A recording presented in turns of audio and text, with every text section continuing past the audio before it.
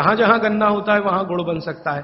आप गुड़ बनाने वाले को बस संपर्क कर लीजिए कि देख भाई, तू इसमें वॉशिंग पाउडर मत डालना, तू इसमें वॉशिंग पाउडर मत डालना, लगे तो 2 रुपए किलो ज्यादा ले लेना। तो वो जो 2 रुपए किलो का लालच है वो ही उसको ईमानदार बना देगा। आप ले लो उससे। वो कहता है जी मेरा गुड़ 15 रुपए किलो, आपको मैं 17 रुपए किलो ले लूंगा, तुम इसमें ये जहर मत डालना।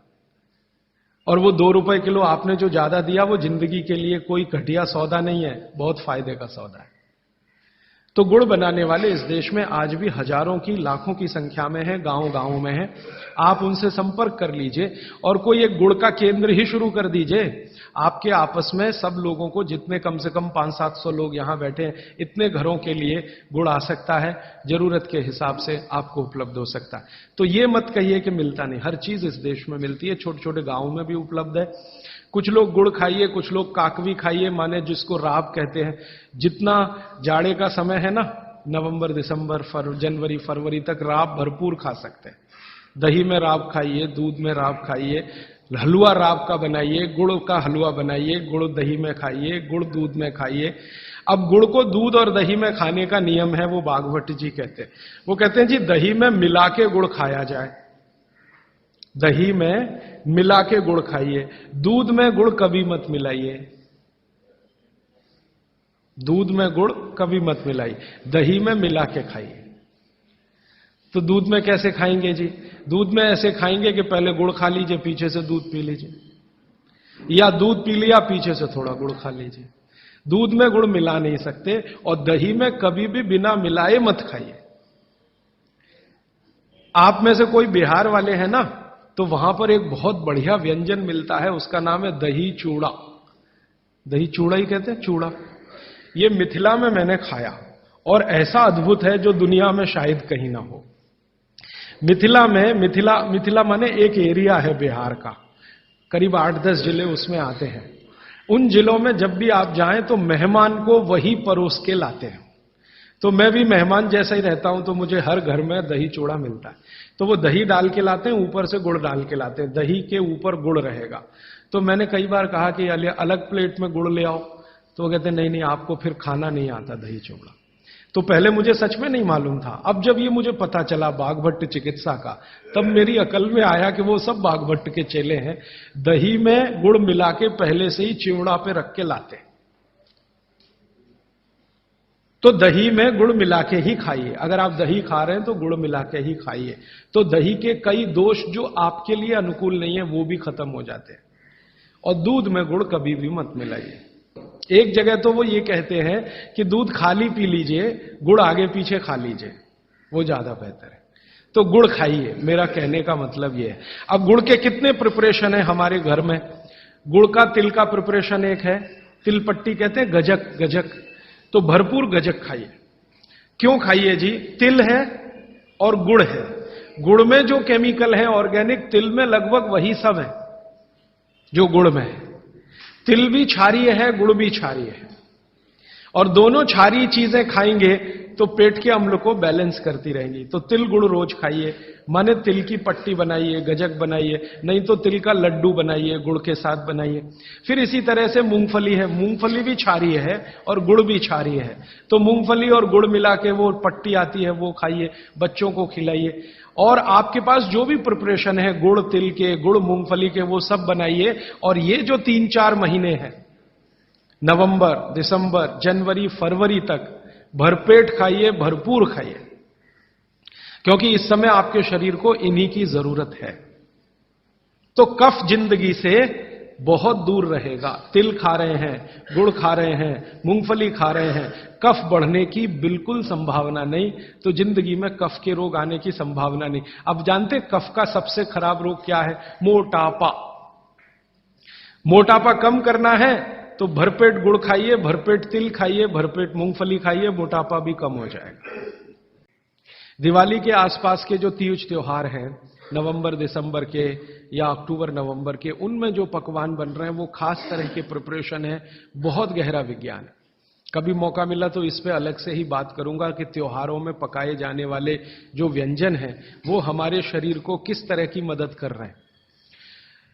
हमारे वैज्ञानिकों ने माने महर्षियों ने ये देखा कि जीवन के दिनों में माने अगर ठंड के दिन है तो शरीर में क्या प्रकोप ज्यादा है, बरसात के दिन है तो शरीर में क्या प्रकोप ज्यादा है, गर्मी के दिन है तो शरीर में कौन सा प्रकोप ज्यादा, प्रकोप माने वात पित्त कफ, ये तीन ही तरह के, तो उनको संयमित रखने के लिए कौन सी चीजें प्रकृति ने दी हैं, तो व्यंजनों में वही चीजें डाली गई हैं।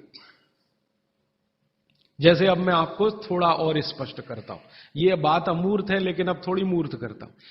सर्दी के दिनों में जितने भी त्योहार आप मनाते हैं या जितने भी त्योहारों में आप अपने जीवन को लगाते हैं, ये सब त्योहारों में आप देखो भोजन ज्यादा से ज्यादा आपके हिसाब से गरिष्ठ होता है।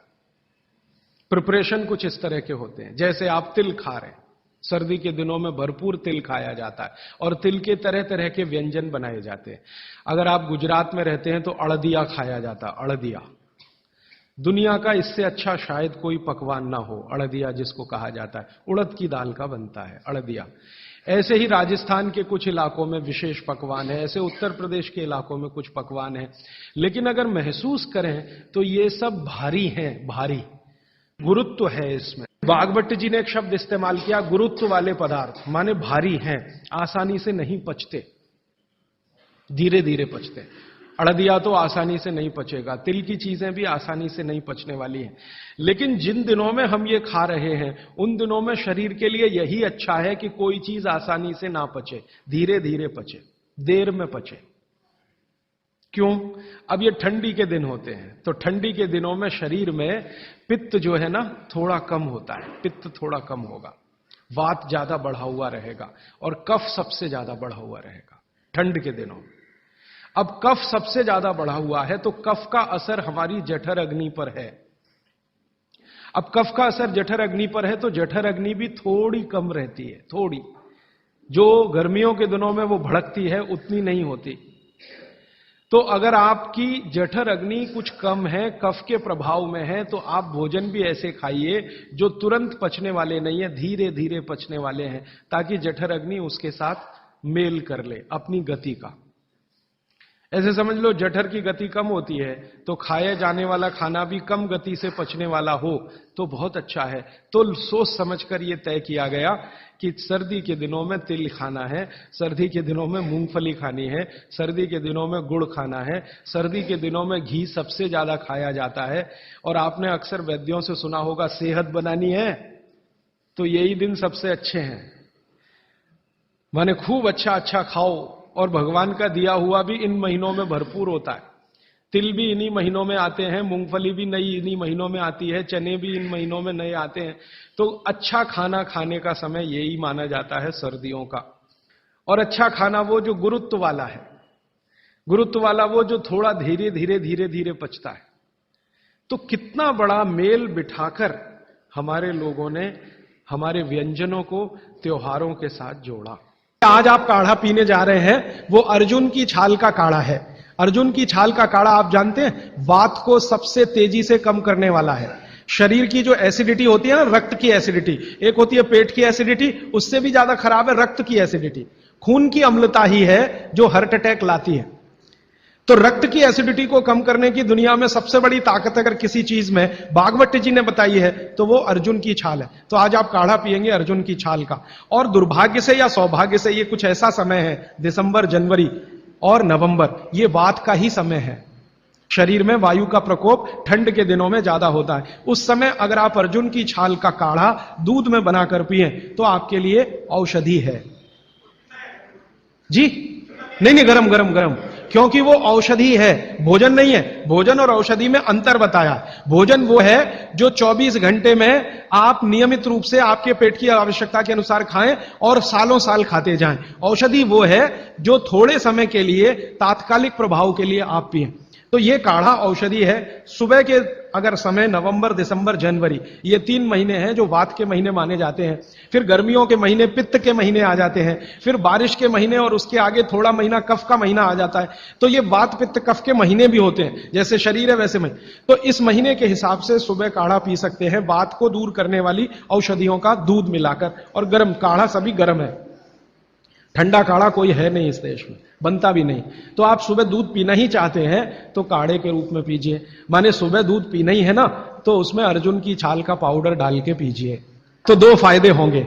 भविष्य के लिए आपको हार्ट अटैक फ्री होने की गारंटी भविष्य के लिए, और अब तक आपने जो कचरा खा लिया है इसके निकल जाने की गारंटी, क्योंकि ये जो अर्जुन की छाल का पाउडर है रक्त को सबसे ज्यादा शुद्ध करता है, और कचरा रक्त में ही सबसे ज्यादा जमा होता है, जिसको कोलेस्ट्रॉल कहते हैं ना, वो कचरा ही है। तो अब तक आपके रक्त में जो कोलेस्ट्रॉल जमा है इसको निकालना है बाहर, तो अर्जुन की छाल इसमें सबसे ज्यादा उपयोगी है। अर्जुन की छाल नियमित रूप से आप पीजिए। मैं आपसे विनम्रता पूर्वक कह रहा हूं कि आप सब अपने घर में 3 महीने, ये जो नवंबर, दिसंबर, जनवरी, अभी तो दिसंबर पूरा तो निकल गया लेकिन जनवरी अभी बाकी है, तो 30 दिन आगे जनवरी के रोज सवेरे अर्जुन की छाल का पाउडर दूध में डालकर पीते रहिए, और अगले साल का याद रखिए, नवंबर, दिसंबर, जनवरी। तो ये 3 महीने अर्जुन की छाल पिया तो पूरे साल भर का कचरा निकालता है, और अगले सालों की guarantee heart attack free. Quantity कितनी रहनी चाहिए? 1 गिलास दूध तो आधा चम्मच अर्जुन की छाल का पाउडर, आधा चम्मच माने टी स्पून, और इसमें अगर गुड़ मिलाएंगे तो बहुत अच्छा। गुड़ नहीं मिले तो एक गुड़ जैसी चीज आती है काकवी, काकवी आप समझते हैं?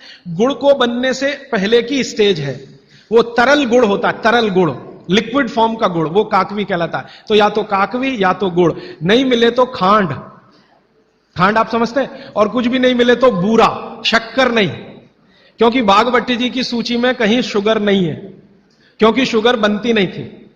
3500 साल पहले गुड़ बनता था, काकवी बनती थी, खांड बनती थी, बूरा बनता था। चीनी बनना 200-250 साल से शुरू हुआ है। जी मिश्री बहुत अच्छा, बहुत अच्छा आपने कहा, मुझे भूल गया, मैं आपसे पहले ही कहना चाहता। मिश्री, मिठाइयों में मिश्री सबसे ऊंचे स्थान पर है, गुड़ से भी ऊंची है मिश्री।